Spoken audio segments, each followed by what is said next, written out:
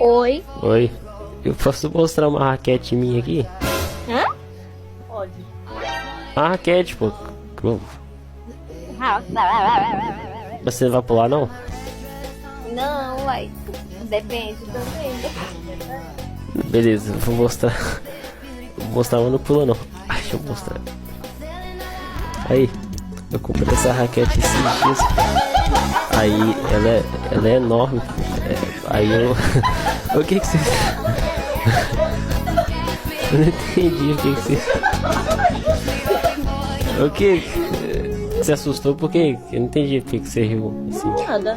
É porque não pensou que tu ia mostrar outras coisas. Ah, tá. Ah, não, jamais faria uma coisa. Porque se vocês quiser também, eu mostro também. Não tem problema não.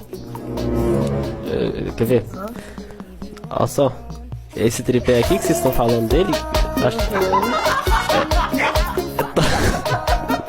Ah, caramba.